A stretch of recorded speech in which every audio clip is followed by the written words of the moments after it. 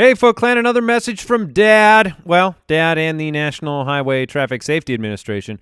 Remember, if you're ever stopped at a railway crossing and the signals are flashing and you don't see the train or it looks like it's moving slow and you're thinking you can get across, don't do it. Right, Mike? Don't do it.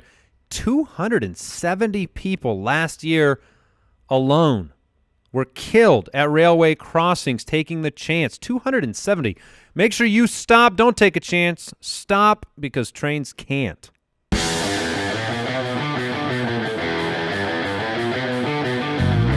Welcome to the Fantasy Footballers Podcast, coming to you from pristineauction.com studios with your hosts, Andy Holloway, Jason Moore, and Mike Wright.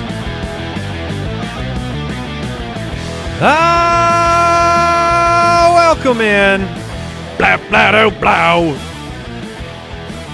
Boom, ba, da, ba, doo, ba, da, boom. Bring it in the other show. Welcome in to the Fantasy Footballers. Andy, Mike, and Jason back again Thursday, April 25th. It is draft day. Draft is here. Well, almost here. You're listening to this. It could be happening right now. It could be. Yeah, I mean, you might be listening to this after the draft. But we have a great show for you today. More draft preview. We're going to talk through the quarterbacks, the wide receivers, get you caught up on some news and notes, including some very recent Tyreek Hill news. We've got predictions on the show today where we think some of the top prospects may land. What are the stakes, fellas? We didn't even talk about stakes. They are medium rare. Yes, of course. So maybe that is the stakes. Maybe the two victors will go get some steaks, and the other person eats an eggplant. Salad. Eggplant something. I mean, when other people are I will not eat eggplant again. No, my foot will go down. Well, you should win the bet. I mean, that would protect you. But if two of us were eating delicious steaks and the other person, no matter what they eat, it tastes like eggplant at that point because by comparison. See, I'm fine with that. I can be on board. Because you're a salad guy. Well, I remember we had one of the food bets. You're a rabbit. Where Jason and I did that. We pulled the rope-a-dope on you. We went to a barbecue place. We came back with ribs, everything, all the fixins. You had a side salad. You had a side salad, and it was far better than getting you something that you didn't want to eat. Would it be funny if for like a week we ordered food for everybody, but then the loser had to wait an hour and eat it cold every single time? Like, they have to sit in the room while everybody else is eating. Yeah, we're not getting Jason to do it. If I lose that bet, he'll be like, can we order lunch? This place will burn to the ground. This show will be over. I'm taking you with me. You couldn't handle 1 hour of the smells of food? I can't handle the hour leading up to whenever normal lunchtime is. It's true. So an hour after that is just, I'm gone. Would you just redefine the lunch period? And I'd be like, okay, that's fine. You guys are ordering lunch at 9 a.m. Okay. He's By in the there way, ring the bell. Ding, ding, ding, ding, ding, ding. Guys, get your order in. It's 9 o'clock. Make sure you follow us on Twitter. I'm sure there'll be some live draft reaction at the FF Ballers. Find out what happens in Arizona nice and early in that draft. Make sure you check out the community, jointhefoot.com. And then, guys, 3 days left. That's right. 3 days left. Last chance to tell you about this. Pre-order the 2019 Ultimate Draft Kit before the end of the actual NFL draft, and you get the UDK at the lowest possible price. You get $10 to shopballers.com. You get first access to the Dynasty and Rookie Rankings, which we hope to have up on Monday sometime. Yes. At the latest, it'll be Tuesday. We think it'll be up Monday. It's just up to Mike. Really? Well, I know ours will be done. Oh, okay. Yeah. Why you got to put me on blast like that? I don't know, because it's a lot of fun. You call me the snail? No, it's usually me. If they're right, they're right. That's all we care about. Yeah. Plus, you're automatically entered to win the Ultimate Footballers prize pack, which is you get a tour package, you get a sit up front. We're giving away a tour poster, some jerseys, VIP tickets, a bunch of cool stuff. You can see all of that information right now at ultimatedraftkit.com before April 28th. Get in there. Do it. I have two quick notes. Okay. Welcome back, by the way. You pushed through on the Tuesday show. You did not come into work yesterday. No, I did not make it. It was a sensation that I've never experienced. Not a pretty picture? With my body. Ugh. But anyways, my quick notes about that. If you already pre-ordered, guess what? You're already in the drawing because we've had people ask that question quite a few times. 100%, yeah. And you are already in it. And 2, speaking of tour, there will be big fantasy footballers news next week. All right, quick question of the day. We're talking perfect marriage, guys. Perfect marriage. Something I know a lot about. Mm-hmm. That's what we've heard. Yeah. Pick a perfect team player marriage for fantasy football. If you could make your ultimate selection for what happens tonight at the draft, what team, what player? So this one might seem selfish. It's really not. It has nothing to do with the fact that I'm an Arizona Cardinals fan and I would like them to draft Kyler Murray.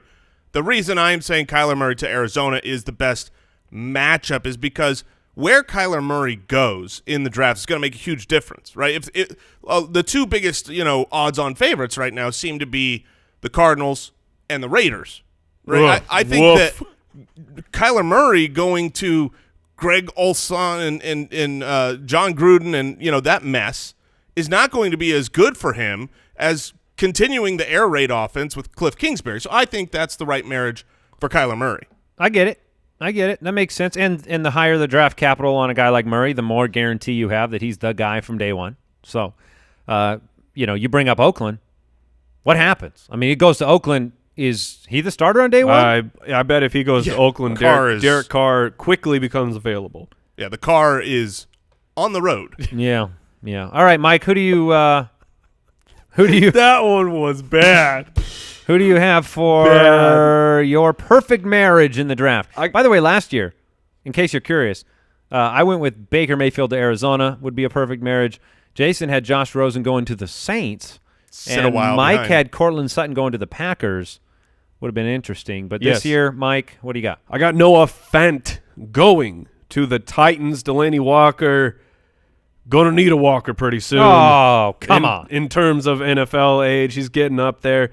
Allegedly, he's going to be back, but we know how much Marcus Mariota likes throwing to the tight end. Get a hyper-athletic one out there. I think that will work out very well for that team. All right. I'm going to throw this out there. We're going to talk about some news momentarily. We don't know exactly. I like how yours is written in because Jason wrote Murray to /Arizona. Oh. I wrote Fant to /the Titans. And I wrote Hakeem Butler to the Patrick Mahomes. Yes. I didn't even write the Chiefs. The perfect marriage is Hakeem Butler and Patrick Mahomes. I am a huge Hakeem Butler fan. It is rare to see a player at 6'6" with I just think 6'6". an incredible set of skills. He's super fast. Is he a perfect route runner? No, but Patrick Mahomes makes up for that. I mean, extends the play, takes advantage of size and speed. There's no more perfect a marriage than Hakeem Butler to Kansas City if we don't have Tyreek Hill for an extended portion of time, which we'll talk about right now. News and notes from around the league, presented by Sleeper. At the time of this recording, we had just gotten done watching the press conference from the district attorney in Kansas City talking about Tyreek Hill and the child abuse case. No charges will be filed. The district attorney did express the fact that he believes a crime was committed, but they cannot prove without reasonable doubt that either Tyreek Hill or his girlfriend committed the crime. I want to read from what I think came through on RotoWorld because I think it sums it up properly. So credit to RotoWorld on this summary of the situation legally as it pertains to the NFL. It says, although Tyreek Hill is now legally in the clear, he is likely to face NFL discipline in the form of a lengthy suspension. There is still the chance he's released by the Chiefs, though they have a mixed record on these matters because the Chiefs just signed Frank Clark, who has a domestic abuse arrest from college. And here we are now. I think we all kind of hoped for a little bit more finality to the situation this afternoon, whether that was Tyreek Hill would be completely exonerated of any and all culpability, even in the NFL's eyes, or we would have definitive notion that he'd be arrested, he'd be released, and we would know. Clearly, fantasy is the secondary issue in this entire matter. This is a fantasy show. We're giving you the lay of the land. We have a league right now where we're picking our definitive keepers at the draft. at the NFL draft. That's just when we do it every year. Well, I have to sit there and I have to look at Tyreek Hill and say, do I take a chance on keeping Tyreek Hill? I'm not going to. So that's the best advice I can give is what I'm going to do. Right. I'm not going to take my chances with him. I think the suspension could be 6 to 10 games. I think while a low probability, there's still a chance that he's released entirely by the Chiefs. More information could come out. You never know what hits social media. I'm not going to mess with it. Do you guys have additional thoughts or context? Just to clarify, because people may be wondering, well, if he's legally, nothing's going to happen. That doesn't matter to the NFL. The personal conduct policy is a very large blanket that basically says the NFL has the authority to look at you and say, you have done harm to the league. We will now take action. I mean, if you look back, there are plenty of circumstances where people did not get in legal trouble, but they got in trouble with the NFL. Yeah, I mean, recently Ezekiel Elliott, you had Big Ben Roethlisberger, Jameis Winston. The NFL conducts their own investigations, and at the end of the day, Tyreek Hill was investigated for, I should say. Not good. He was investigated for child abuse. So that at the end of the day, that is his crime against the NFL's conduct policy as of today. ESPN's Adam Schefter reports that Marshawn Lynch is officially retiring from the NFL yet again after 12 seasons. Goodbye, beast mode. Yes, mercifully doing it before the NFL draft so that the Raiders can make a decision on a potential additional running back. Yeah. Which will say a lot about Isaiah Crowell, Jalen Richard, and Chris Warren. I think they'll take a running back. Steelers have signed quarterback Big Ben Roethlisberger to a 2-year extension through 2021. He continues to almost retire for a couple of more years. So he gets a lot of money. He gets a lot of money. So bizarre. Was that 2 years ago? Or was leverage, man? I think if you are worried, if you're a general manager, you're worried that your quarterback is like talking about, Phillip Rivers, maybe he's going to retire. Go draft his replacement, like they did with Mason Rudolph, and then Phillip Rivers would be like, "No, I'm never leaving. I'm here forever." That's what Big Ben did. I thought you were going to say, like, if you're a young quarterback, like Baker just said he might retire this year without an extension. So. No, the Rams have exercised the 5th-year option on Jared Goff, and we talked about the big Frank Clark signing, the defensive end, going from the Seahawks to the Chiefs and then extended to a big old 5-year contract. Yeah, that was a big trade. So the Seahawks now have 2 first-rounders this year. Yeah, boom kicker news for Jason. Oh, man. Ravens have signed Justin Tucker to a 4-year deal, $23 million bones. Heck yeah. And there you go. Jonathan Stewart is retired officially. Come on. Why you got? Well, I'm just saying he retired like 3 years ago. He retired honest. 1 year ago. I'll say that. Last year was kind of just that was a paycheck. I'll take 2 years ago. All right, that was today's news and notes brought to you by Sleeper. Grab the Sleeper app. Look, if you hate your fantasy app, please check out the Sleeper app. They are the best. iOS, Android, get it today. I think it's time to get into some more rookies. Hey, rookie. Welcome to the NFL. Quarterbacks, wide receivers. I'm more excited to talk about the wideouts, but we'll start with the quarterbacks, and we'll start with a guy that has a history of winning. Yes, he does. Kyler Murray from Oklahoma could end up being the second Oklahoma quarterback taken at the top of the draft in consecutive years. A monstrous season. When you look at the numbers, what he did on the field, Heisman Trophy winner, the only mark against Kyler Murray that stands out has been his stature. Right. 5'10", 207, dual threat, very accurate in college, 42 touchdown passes to 7 interceptions. He was a machine in Oklahoma. For fantasy purposes, we expect him to be very relevant very soon, no matter where he lands. Yeah, I'm not usually a quarterback early in a rookie draft, but Kyler Murray's different because Kyler Murray is I know, completely different build, obviously, but when you've got a guy like Cam Newton who's going to throw a lot and he's going to run a lot, your fantasy points are just going to be through the roof. And you might say, well, why am I high on Kyler Murray? And I am high on Lamar Jackson, but I worry about Lamar Jackson being injured. The difference is how Kyler Murray protects himself. Lamar Jackson's always looking for that extra yard, trying to pick it up. Kyler Murray knows that he's 5'10", and he'll be about to take a sack. He'll just go down. He's waiting to play the next down. He'll run out of bounds. He'll slide with 3 yards that he could pick up, and he knows I've already picked up enough. He is the best, in my opinion, coming out of this year's class. He's the best passer in the draft. If you take away his running, he is the best pocket quarterback in the draft. And that's not fair to say pocket because he's great on the move, but he's the best passing quarterback. But then he's also the best rushing quarterback in this draft class. You get both wherever he goes for fantasy purposes. I will be very high in my dynasty rankings and my rookie rankings on Kyler. Okay, Mike, do you have anything you want to add on Kyler Murray? Yeah, the one red flag for me, I mean, obviously his size, but he was a starter for 1 year. I mean, and that's always a little scary to me. I know it was an incredible year, and he is well, he at least looks like he's the best quarterback in this class. Only starting 1 year, it can be sketchy at best.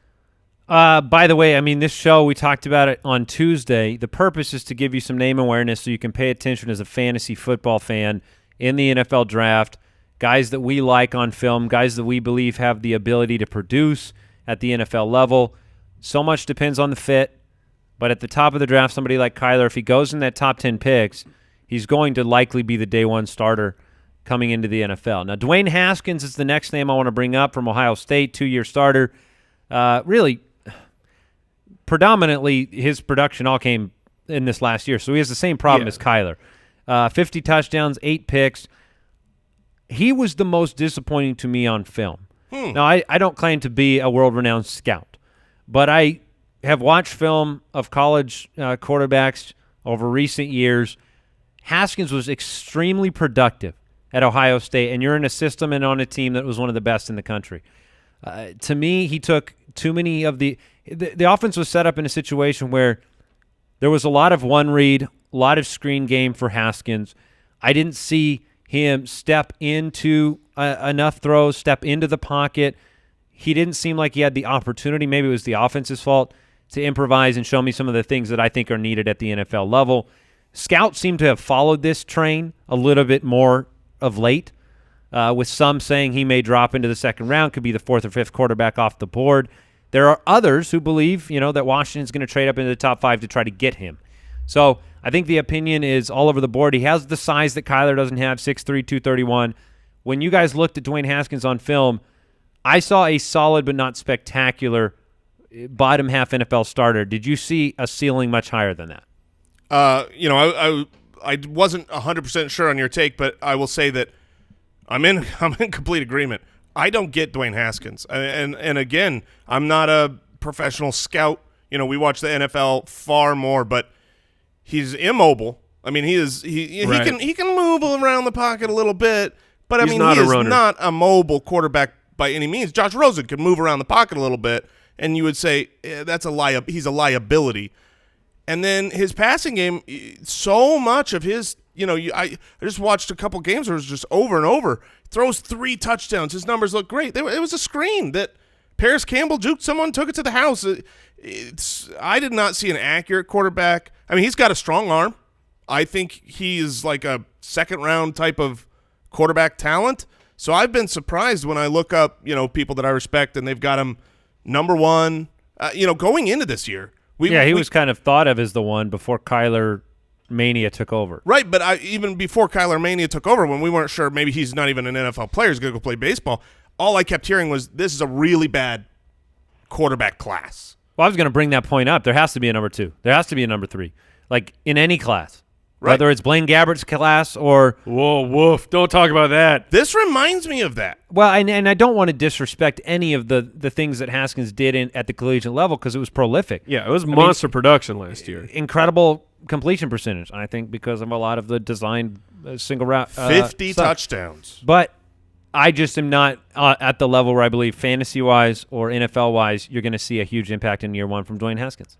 I'm kind of in the middle. I see the tools, but I also see the red flags as well. But it's hard to ignore a guy who completed 70% of his passes, threw for almost 5,000 yards and No 50 doubt. touchdowns. No doubt. Yeah, there will be people. Is there a fit for Dwayne Haskins that you see out of the gate that you're like, it would change that wishy-washy thought on him to, oh, man, that's where he needs to go? Like if he walked into Oakland as the new starter, or if he walked into Washington, I'm not excited. The only place that comes to mind at all, and it's not a joke, would be the Los Angeles Rams. If he drops in the draft and they draft him as I don't want to pay for golf long term and keep a rookie but that's not going to happen. Yeah, but you're that's trying like to find a only situation place where you'd be excited. Where I'd be like, okay, he can play this style of game. Before we get to Drew Lock, who I like more than Dwayne Haskins. Oh, spoilers, man! Come I know on. we love spoiling. You things. might like him more. I might or might not. Stay Thank tuned. you. But hey, I wanted to tell everybody about a new cool sports podcast called Sports Wars. I'm seeing it everywhere. Everywhere. There's a saying most athletes abide by: play like you're in first, train like you're in second. Whoa. Well, in the new podcast from Wondery, Sports Wars, you'll hear what happens when some of the most elite athletes take that phrase to heart. And there's some great back and forth battles on these podcasts. Here's some examples. Veteran Brett Favre being challenged when Aaron Rodgers was drafted, or Isaiah Thomas's beef with Michael Jordan after he missed out on the Dream Team, or Rafael Nadal's and Roger Federer's battle for the title of the greatest tennis player of all time. These are really cool stories. You like sports, you like sports stories. So subscribe to Sports Wars on Apple Podcasts, Spotify, Pandora, or wherever you are listening now. Are they going to profile kind of like mine and your battle, the Winston Matt Ryan situation? Yes, we should. We should reach out. That's Wondery. getting to that level. Yeah, for sure. It's a little higher, but it's in that ballpark. All right, Drew Lock. I think a lot of people are on different sides of the fence with Drew Lock, the Haskins side, the Lock side. I saw a lot of the things out of Drew Lock, like when I went through quarterback film, that I didn't see out of Dwayne Haskins. I saw a player that had a lot more guts and frivolity to his game, downfield thrower. I do question whether he can take the next step, whether he's in the right system at the next level. But I liked a little bit more out of the improv nature of Drew Lock to say, hey, if you put him with the right coach on the right team, maybe you have something a little bit with a higher ceiling, I guess, than where I saw Dwayne Haskins. Mike, your view on Drew Lock. Jason, what do you think? I just have I have Haskins as my number 2, but that's by like a hair over Drew Lock. I don't think they like a lock of hair. Oh my man! Is that what you're saying? That's what I'm saying. And so these guys are razor thin close to me. So and like you were talking about for landing spot that you could get excited about. We're going to give our predictions here, but what are the obvious teams are Washington, Denver. They're sort of, but like the real obvious ones to me are Washington and Miami, and it's not a good spot for a quarterback to go. Yeah. Well, and that's going to be the case for the majority of the like first-year relevance, fantasy football relevance. We need to move through quarterbacks quick, right, on this show because I want to talk about guys that will have potential year one impact at wide receiver. Yeah, is that fair? Yeah, that's fair. Yeah. Drew Lock's my number 2 quarterback, but there's a gap between Kyler Murray and him. I'm not super excited about any of the quarterbacks, but if I had to take a second guy, it would be Drew Lock. Do you believe how many quarterbacks do you think go in the first round? I think it's 4. 4. I think 3. Okay. Who do we have next on the list? I mean, we get Daniel Jones? Yeah. You want to talk about Daniel Jones? Not really. Who do you want to talk about? Wide receivers. Let's talk about wide receivers because Daniel Jones and Drew Lock. I mean, it's like you can watch it. You can see with Daniel Jones, you can see the tools. You can see that he has some of that NFL caliber stuff. But then you watch, he'll follow that throw up with what were you possibly thinking? He's the Mitch Trubisky of the draft for me. Oh, really? Smaller school. Interesting. In terms of like competition and huge size. People like him because he's 6'5", 221. He's the guy I most like or would most want to see on John Gruden's quarterback camp and have Gruden pull up these plays and go, okay, what were you supposed to do and why did you do this? I think he was the highest Wonderlic score, wasn't he? Okay, Yeah. well, I would like to put him through my quarterback camp. All right, we'll fast forward a little bit. We'll jump into wide receivers. I think it's more important for fantasy owners to become aware of these names because of all the positions in the draft, you're going to see more high-profile wide receivers go in the first 2 rounds that have great relevance, I think, to the next 5, 6, 7 years in the NFL than any other position. Now, there's not a consensus guaranteed numero uno guy, at least by my estimation. I would agree. In this group. For a while there, Instagram-wise, Metcalf is at the top of the list if you want to lean on Instagram photos. But we don't do that. So let's start with N'Keal Harry. N'Keal Harry out of Arizona State, 6'4", 228. I think didn't he weigh in a little bit shorter than that? Or I'm sorry, not weigh in. That was a Jason moment. Don't you like getting blamed for things that you don't even say? I do nothing, and I'd still roll over. Yeah, but you thought he weighed in shorter, didn't you? I did. He weighed in at 6'3". He plays big, though. He plays big. He's shifty. A lot of opportunity at Arizona State to get the ball in the screen game and make something happen. He was involved in the return game there as well. He is a big boy. What do we like about N'Keal Harry, and is there some fits that you think, some teams that you don't want to see him go to? Do you want to see him in a situation where he is thrown into a 1 or 2 role early, or do you think he's somebody that needs to develop? Probably needs some time to develop, but I would not be mad at all if he got taken as a number 1. He's my number 1 wide receiver for fantasy. Makes me so happy. Of this draft class, because he has everything. He has 2 years of production, of real solid production. He's an athletic monster, and he's big. I mean, he checks all the 3 boxes of what I want to see. So the one team where I don't want to see any wide receiver go to, at least for fantasy purposes, and sorry, it's Baltimore. It would be sad to me to see N'Keal Harry or A.J. Brown end up in Baltimore, where I know the offense is not going to run through them. Is it similar to maybe how we felt about like DJ Moore's opportunity in Carolina last year, where we know that one of these guys is going to Baltimore? I mean, one of the 10 guys we talk about today is going to be thrust into this situation where we're depending not just on them to become something, but Lamar Jackson to become something in the passing game. Right. Yeah, I think they'll take a downfield guy, having lost John Brown. That's not really – I mean, N'Keal Harry can get down, but he's not thought of as a burner. He's a really, really, really well-rounded player. I feel like he does everything not just like everything all right. He does everything very well, except, there's a knock on he's not a extreme separator, but this is the year of the big wide receiver. There's like 10 monstrous human beings that are 220-plus pounds, 6'3" or taller, and run 4.5 or quicker. So it's really unbelievable. N'Keal Harry, to me, he doesn't have the ceiling that, say, Hakeem Butler or DK Metcalf have, but I think his floor is so safe. I agree with that. He might be my number 1 wide receiver in a dynasty draft, depending on his location, because I don't see him failing. I don't see – even if he ends up becoming the number 2 for his team, I think he's going to be a very successful NFL wide receiver. He's great at too many things. I think he's a good route runner. He lines up everywhere. I can relate to that. He's on the left, the right, slot,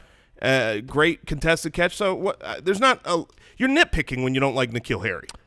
Let's talk about a couple of Ole Miss receivers, all right? DK Metcalf, A.J. Brown. Metcalf, the combine freak, 4.33 40, 6'4", 228. Printed in a laboratory, from my understanding, in some capacity. These 2 guys are so interesting to me because I think the majority opinion is that Metcalf will be drafted higher than A.J. Brown. I understand why. I also understand that there are NFL franchises that prioritize the things that DK Metcalf has.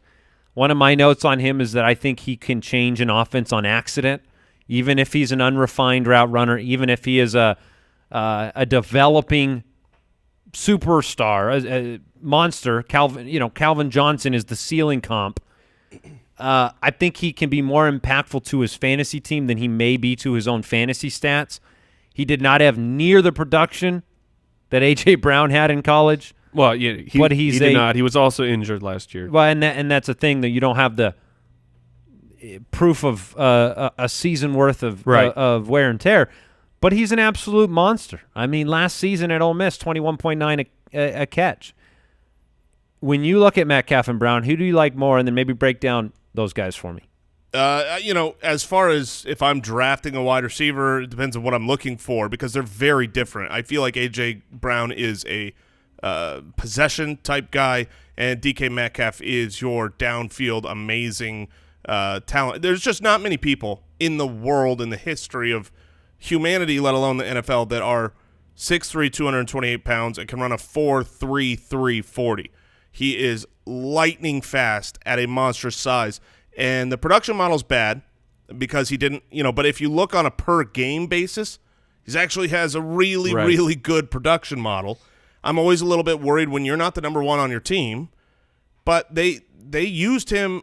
I mean, you can't blame him for how he was used necessarily. He was always on one side, pretty much running nines or taking screens.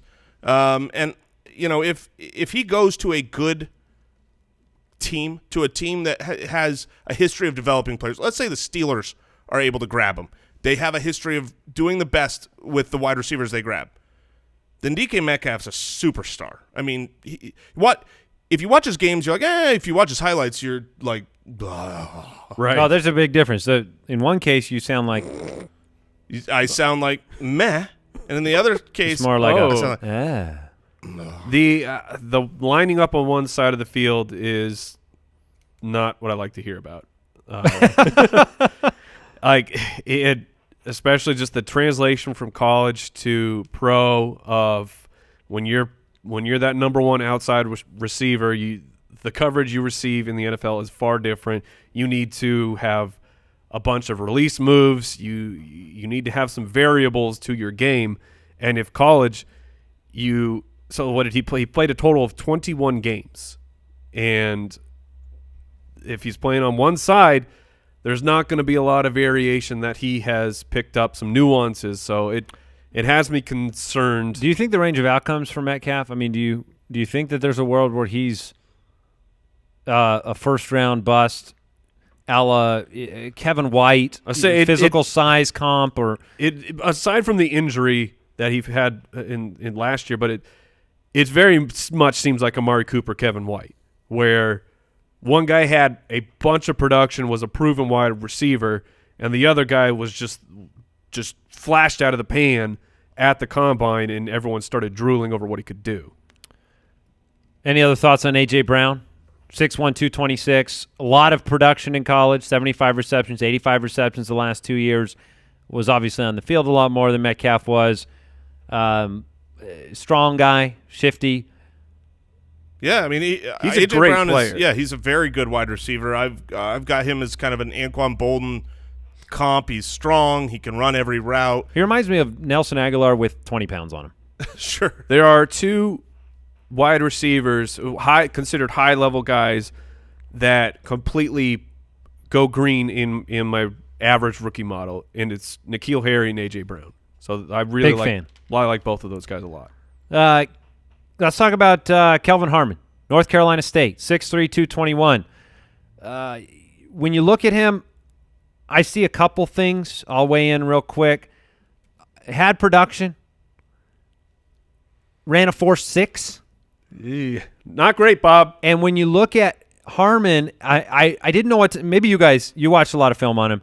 Maybe you can help me. I saw a wonderful track record of competitive catches. Mm-hmm. But I didn't know if that was an indictment on his separation and his 4.6 speed, that he had to be in this situation. You know, you watch Hollywood Brown, and not a lot of competitive catches because he's 10 yards down the field behind a guy. I felt like, was this bad quarterback play that put him in that position to where he had to make so many contested catches? Was this subpar separation to 4.6 speed? I like the way he competed for the ball. I like his ball skills. I like the tight window catches. I just don't know if he's more than an average fantasy kind of prospect. Yeah, I mean, I view him as a little bit of a poor man's N'Keal Harry.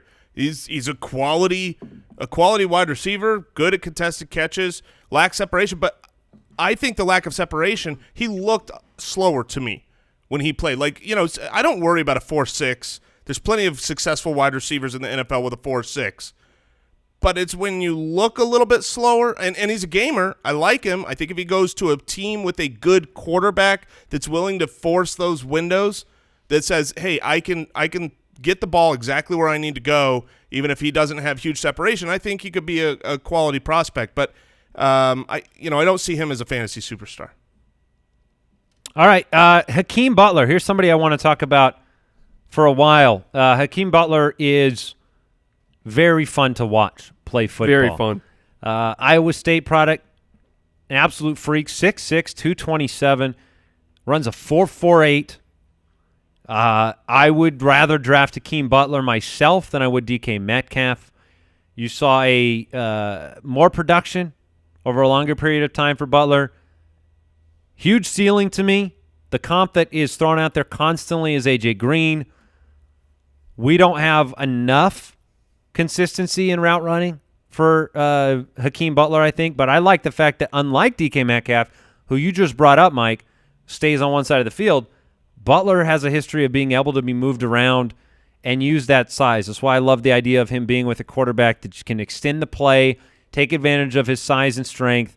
Butler has the highest ceiling of I think anybody in this draft because his ceiling, his best plays were Randy Moss-esque plays in college. Yeah, he uses his size appropriately. His body control in the air is that's what makes him so fun to watch. Is a man of his size should not be that nimbly-bimbly when he's just running around on the field and making like video game turns. You know how when you're playing Mario, you can somehow jump forward, yet I can slow down at the same time. Yes. Somehow he has that ability. So his 50-50 ball percentages are great, and I think that he can succeed in the NFL. But I'll let you talk about this, Jason, but Hakeem Butler is so interesting because I have lots of industry people, good friends of mine that I respect that have him all over the map from number 1 to like out of their top 10. Well, you'll remember when we started looking up, doing all of our research months ago on the rookies, I started falling in love with Hakeem Butler and saying like, why is this guy not like a consensus top 1 or 2 guy? And I was looking around at like really respected long-term scouts where all they do is not fantasy, but just like NFL scouts. And they're like wide receiver 18, not like, nowhere near the top. And I'm just dumbfounded. You meant player 18. Yes, I'm dumbfounded because when I watch him, he's incredible. Because, look, there's not a lot of guys that are 6'6", who have had success in the NFL. That's because guys who are 6'6" don't move like him. They can't. Yeah. They can't move their body. There's nothing I've seen in his game. And here's the knock on him. 1 year of production. Yeah. I mean, 1 year as a massive producer. He was okay 2 years ago, but he was not the star. So you go, okay, and he broke out a little later in his some age. drops too. The drop issues, I think are overblown. If you've ever listened to Matt Harmon talk about it, you can argue you don't get drops if you don't separate because you don't get the targets. So to me, I think Hakeem Butler is a great wide receiver. I think wherever he goes, he's going to do well, and the things he can do, NFL teams can capitalize on. They can scheme around his sideline work. He's I love him. Good on the sidelines. He's a monster.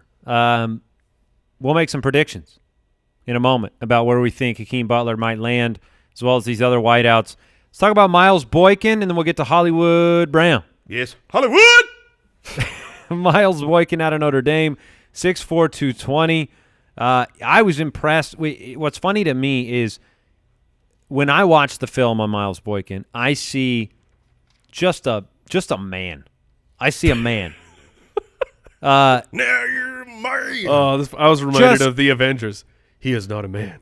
He's a guy. He's out. He does everything right. He plays the position like a big wide receiver, but you're blown away by the speed that he actually has, his top end speed. Now, did you feel like you saw that on film? No, not at all. Okay, that's what I was curious about. That's the thing, is the speed blew me away as a surprise because he kind of just, it's like long strides, the bigger body, whatever it is, it doesn't show up on film the way that it showed up at the combine to me.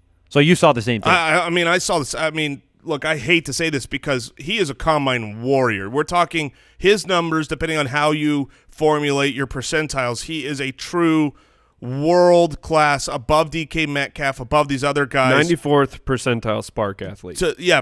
For Spark, he's a 3 Sigma athlete. If you use that website to determine your athletic rankings, which is very rare.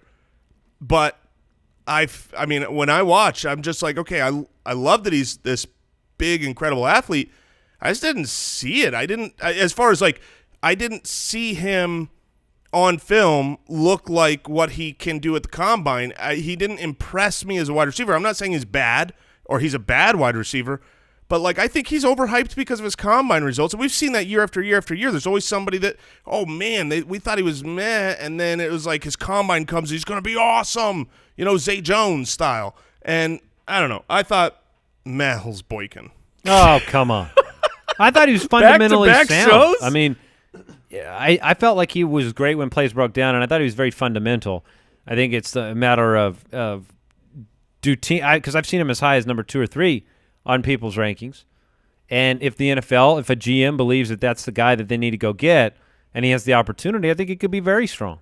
My first exposure to Miles Boykin was how Jason's favorite thing when he's watching someone else and the player you're not watching jumps out. When I was watching Dexter Williams' film, I kept seeing this wide receiver bail this team out over and over and over, making what I thought were spectacular catches. And it was Miles Boykin. So that was my first taste of him. And then I really like the player, and then you add in the combine. And to me, the combine is just putting ceiling in. Because he doesn't have a ton of production, but if you look at the team, look at Notre Dame, their number 1 quarterback last year threw for 2,600 yards. I mean, this was not a wow you college offense through the air. So I can cut him a little bit of slack there. I think he is a very solid wide receiver. He'll probably be a day 2 pick. I don't expect him to go. I would expect him to go, closer into that 3rd round. But I think he can be an excellent wide receiver, too, for a team. I will admit, and I do wonder because certain guys you have scouted well before the combine. Some guys, they just happen to fall after. Right. He fell after the combine for me. Right. So I wonder if his combine metrics overhyped him in my mind about what I was going to see. I was very disappointed. Maybe that's why. All right, can you contain yourself? Oh, no, sir. Talk about Marquise Brown out of Oklahoma. Somebody who did have a prolific quarterback throwing him the football, unlike Miles Boykin. Prolific. Yeah, 2 of them. He went from Baker to Kyler. 5'9", 166. Now, Jay, you're about 5'9", right? And 166. No, I wish. In my leg. In my leg. You got them 166 quads? Mm-hmm. Look, so Mike was just talking about my absolute favorite thing when scouting people. Whenever I'm watching someone else and the guy I'm not watching stands out, like this year it's been Josh Allen, the defensive edge on defense. But last year is when I fell in love with Marquise Brown because I'm watching Baker, and he was just like, who is this just lightning fast dude on the field that nobody can ever catch? And that was Hollywood Brown. And now, I didn't even know if he was an actual prospect. I looked him up last year, saw that he was like $166, and went, oh, he's not an NFL prospect. And they come forward another year, and he's still dominating everybody in college. He's clearly a high-end prospect. He's one of very few wide receivers going to the NFL draft tonight who could be a first-round pick. He could be the number 1 wide receiver taken. Absolutely. Good. And when I think in today's NFL, Marquise Brown's going to just pop off. I mean, he's to me, he's like a Tyreek Hill style player where you can run him on a little mesh route across the field, get him the ball in stride, and he's going to take it 80 yards. As long as no one hits him. Yeah, because the difference between Hollywood and Tyreek Hill and Brandon Cooks is about 20 pounds. Yeah, at least on paper right now, that's what it looks like. Tyreek Hill 5'10", Brandon Cooks 5'10". I think Deshaun Jackson when I see Hollywood Brown more than I do even Hill or Cooks. Not that he can't. Also, he is coming off of a Liz Frank injury. That to me is a bigger worry. It doesn't bother me. It bothers me. It doesn't bother me long term. I mean, we've had exactly. plenty. It doesn't bother as a fantasy owner. I'm not going to shy away from Hollywood Brown because he suffered a Liz Frank in the Rose Bowl. Yeah, I mean, in Dynasty, sure, I agree. But there's such a chance, I think it's 20% chance at needing that second surgery with this injury. So maybe he gets off to a slow start. The nice thing is if he is drafted in the first round, he'll have the draft capital the team is invested, and he'll get his shot. Quick reminder for everybody, Matt Harmon, author of Reception Perception, which is a featured piece of the Ultimate Draft Kit at ultimatedraftkit.com. He's done profiles on a lot of these wideouts. You can see them at thefantasyfootballers.com, and you're going to see him break down a lot of the NFL players in the Ultimate Draft Kit, so do not miss that. There's nobody better in the industry at breaking down wide receiver film, wide receivers independent of some of the variables we brought up on the show, like quarterback play, opportunity, and just looking at the specific talents of the players, which can give you a great leg up in these dynasty rookie drafts. Pick another wide receiver that you want to bring up, each of you guys, before we get into the predictions, because there are a handful of other names that you could bring up. Deebo Samuel, Andy Isabella. Mike, what's the name you'd bring up? I would bring up Parris Campbell from Ohio State, about 6 foot to 205. And when I was watching him, he was the number 1 wide receiver for Dwayne Haskins. Last year, 90 receptions, over 1,000 yards, 12 touchdowns. And a lot of that production came in the screen game. And what stood out to me about Parris, one, he's fast, right? You're talking 4.3 speed, which is incredible. But his vision is sensational, where in these screens, he utilizes his blockers. 2020. Yes. Oh, he sees blockers in perfect vision. And he plays it so intelligently behind these guys, and just knowing just breaking down the game, not I'm going to out-athlete you right now. I'm going to out-mind-athlete you. I like to work up a mental sweat. What an insult that would be, too, to hear that one coming at you. Yeah, that's how he worked. So I really like Parris Campbell, and he, to be fair, I think he could actually succeed if he went to Baltimore. Okay, so I'm going to bring up Andy Isabella, who I think is a better version of Parris Campbell. Both of these guys are world-class fast. We're not talking a fast wide receiver. We're talking about a Tyreek Hill level of speed. These two guys are, close to breaking the record type of 4.3. Same speed, but one of them's like 20 pounds heavier. But the thing is Andy Isabella worked downfield. He is a good route runner. Both of these guys actually were running backs in high school, so that's why you see this vision of being able to go around people, follow blockers, is that Parris Campbell was a running back, and Andy Isabella was a running back. Andy Isabella actually went to UMass as a running back. They recruited him and had him as a running back when he was on the practice squad. He just started – they put him out at wide receiver, and he was torching guys, and they're like, we're going to keep him here. But when I watch him – he, to me, is a much more refined route runner down the field. College production is ridiculous. His college production is off 102 receptions last year, 1,700 yards. Yeah, 13 touchdowns. To me, he's a great prospect. He's someone that will be higher in my dynasty rankings than most. All right, guys, let's move on. I want to play a game. All right, it's prediction time. Let's go through quarterbacks, running backs, wide receivers, tight ends, some of the names you brought up on Tuesday's show. If you missed the running back breakdown, the tight end breakdown, you didn't miss it because you have you got a phone and you can click the last episode and you can listen to it. And then you'll have heard it, and it'll be great. All right, quarterbacks.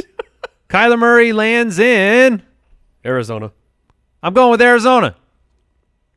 Jason? Yes. No, Jason. Jason, who you got Kyler Murray going to? I'm gonna take Kyler Murray to Arizona. Oh, you changed it. I'm changing Last it. second. See, to break this down for the Foot Clan, Jason had written in Oakland, and we all knew that this was him trying to put out some kind of jinx into the universe. He pretty much tried to do what a lot of people think Steve Keim is doing in Arizona, a smoke screen until the last moment. Yes, and then you made the shift. Smoke screening the number one. So here's trying to get that trade value. Don't take my guy. Here's the truth. If you don't know us and our personalities as well. Maybe you're not Congratulations. listening to yes, congratulations. Maybe you're not listening to the Spitballers and realize that I really like to win these games. And I realize that there's the odds-on favorite right now is that he does go to Arizona. And if both of you pick Arizona and I pick Oakland, I'm starting in a hole. I don't want to lose this. I ain't eating no salad. Here's what I was going to say. Here's what we'll do. We should definitely have a consequence for losing this prediction battle. And if we can't settle on something, we'll just put it up for the Foot Clan at the FF Ballers to decide the punishment. We'll give them a few options. Okay. They don't get to – it's not fill in the blank. This is not choose your own adventure. Because one of us is jumping into a cactus. Yeah, well, no, that's not going to be on the list, Brooks. All right? Not again. Okay? Giamatti? All right. Dwayne Haskins. I think Washington trades up and takes Dwayne Haskins. I think Dwayne Haskins is the surprise that Oakland is planning at number 4. Gross. I'm going to say he drops to Miami. All right, Drew Lock I have going to Denver. I as well have him going to Denver. I think that is a lock. Oh, man. That is impressive. Thank you. Boo. What do you got him Now going? I know how you guys feel now. Yeah. All the time. All the time. I got him going to Miami. All right, let's move on to running backs. We're going to predict 4 of the top running backs and where they land. Here's a surprise for you. I got Josh Jacobs to Atlanta, the Falcons. That would Devonta suck. Freeman not holding up. Tevin Coleman out the door. Atlanta welcomes a dual threat in Josh Jacobs. I've got a lot of eggs in the Devonta Freeman basket next year in my personal fantasy leagues. Let's hope you're wrong there. Yeah. Where do you guys have Josh Jacobs? I have Josh Jacobs going to the Ravens. They, despite drafting Mark Ingram, have brought in a ton of running backs. Mark Ingram? Or signing Mark Ingram. They've brought in a ton of running backs. I don't think they're done. I'm telling you, I think they take I think Oakland takes Josh Jacobs with their last pick in the first round. David Montgomery. Where do you have him going, Mike? I have him becoming the handcuff and the backup to Dalvin Cook in Minnesota.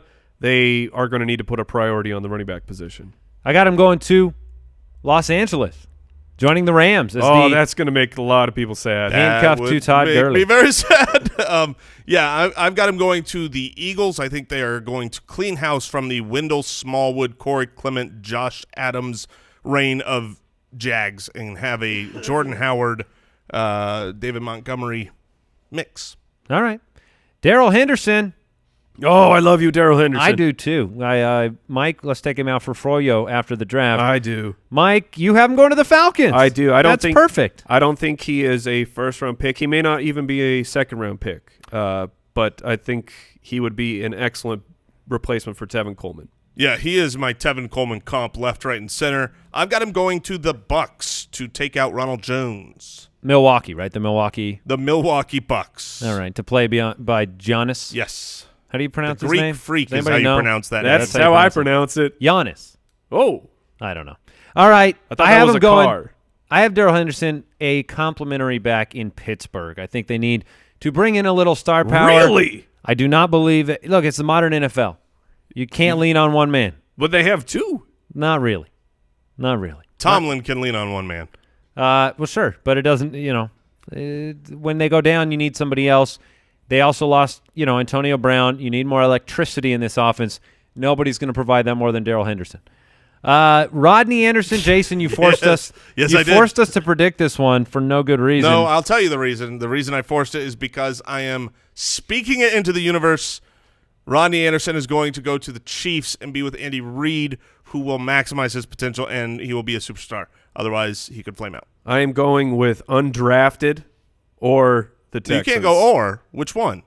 You can take undrafted. He won't be undrafted, but You can't take 2 places. Oh, I'm going to take the Texans. Yeah, I mean, fine. I'll go with undrafted. All right. Do it. You're switching it up. All right, let's move on to the wide receivers. Just talked about them on the show. We'll predict the Holmes 5 of them. Let's start with N'Keal Harry. Looks like Jason and I have them going to the same place, Jason. Yeah, I think Seattle, they've got that extra pick in the first round late. They are dealing with Doug Baldwin. It makes a lot of sense to me. Yep. I'm going with Arizona. Ooh, what, in the second round? Yep. First pick of the second round? First pick of the second round. Cliff Kingsbury wants to restock the offense. That'd be so interesting with because Christian Kirk and N'Keal Harry grew up in Arizona. They did. Living in Arizona their whole lives. They're a perfect complement to each other, too. DK did I say I have him going to Seattle? Yeah, you said Go, same Harry? place. All right, as Jason. DK Metcalf, I have him actually going to the Bengals. What do you think? It makes sense. Yeah. But they should probably draft a quarterback. Oh, stop it. Look, we said it. The Ravens are going to take one of these guys, and I think that they are going to, unfortunately, take DK Metcalf. And I've got Oakland taking him. I've got an Oakland offense explosion in the first round. I think what's funny is, you make these predictions and we say unfortunately. If DK Metcalf went to Baltimore, it's so good for Baltimore. Yeah, I agree completely. It's just so if you're a Baltimore fan out there and you're hearing this, it's great for you. Yes. It's great for Lamar Jackson. Yes. We're not just talking about that. It's just not great for DK Metcalf as compared to going to other places. Yeah. All right, A.J. Brown, I dropped him in Baltimore with the Ravens. I've got him with the Bills, who are trying to stock up for Josh Allen. And I got him going to the Colts. Oh, any of these guys landing in Indianapolis to complement Hilton. Well, it'll be A.J. Brown. Dream solution. I plan to win this bet. It will be Devin Funchess. Hollywood Brown, you got that speed now. Hollywood! Head off to Oakland. All right, head off to Oakland, Hollywood. Hollywood's coming right here to Arizona with Kyler Murray. There's here's one the thing. man that's losing this bet. There's one man speaking this loss into existence. I had both of these. I had the Hollywood Kyler Murray stack from college being drafted by Oakland, but I'm pivoting. You're and the shifting them stack home. is going I to be see. drafted by Arizona. All right, Mike, where do you got him? I got Hollywood going to New England. That would be exciting. That would be fun year one. Hakeem Butler, I've got him going to New England. There's that wide receiver they need, that Randy Moss-esque downfield target. As do I. They've been trying to replace him for years. Chris Hogan is no Hakeem Butler. Well, you lose the big goal line presence of Rob Gronkowski. Butler could step in there and be a big presence on the goal line. Mike, you got him going? I like when you guys both have the same team because then when I get it right, I get points on both of you. I've got him going to the Chiefs. All that matters, Which though, is what I said was the I actually said his perfect marriage was with Patrick Mahomes. Yeah. Now, all that matters is that we don't lose the bet, right? There's two winners. There are two winners and yes. one super big loser. All right. Tight end. Tight end, Noah Fant. I talked about it at the beginning of the show. I'm going with the Titans. Packers. We went Packers. Yeah, we both got him on the Packers. And then we all have a different home for T.J. Hawkinson. I had the I had the Andy. Jags, and I shifted. I went Lions. I like that a lot. Lions. And I got the Seahawks. They want to run the ball. I've got the Jaguars as well. They want to run the ball and give another outlet for their new quarterback. Hawkinson is going to go high in this draft. Yes, he will. Number 7 to the Jaguars. Pristine deal of the day. All right, today's pristine deal of the day, bringing it to your attention at pristineauction.com, a Cortland Sutton signed Denver Broncos jersey. Nice. Sold yesterday. JSA witnessed authentic autographed merchandise, signed jersey, $72.33. You got to get him. You got to get him now before that. It goes up when he's catching passes from. I was going to say we may need to throw him up in the studio. We've had the chance to talk to Cortland Sutton. Nice guy. Yes. Yeah, and super smart guy. Jersey won't be $72 forever, is all I'm saying. PristineAuction.com, hundreds of daily auctions. Make sure you check them out. Have fun tonight. Enjoy the draft. Yes. I will, or I will be extremely crushed. It's going to be a lot of fun. Look for our dynasty and our rookie rankings on Monday in the Ultimate Draft Kit, ultimatedraftkit.com. Thanks for tuning in, supporting the show. We love you. Goodbye. Thank you for listening to another episode of the Fantasy Footballers Podcast. Join our fantasy football community on jointhefoot.com and follow us on Twitter @TheFFBallers. All right, Foot Clan, remember, here's the good news, all right? The number of collisions involving a train at a railway crossing is down 83% from its peak. Excellent. In the 1970s. But here is the bad news, and this is what the National Highway Traffic Safety Administration wants to keep you aware of. There are still more than 2,000 incidents a year. You got to be smart. Remember, stop, because trains can't.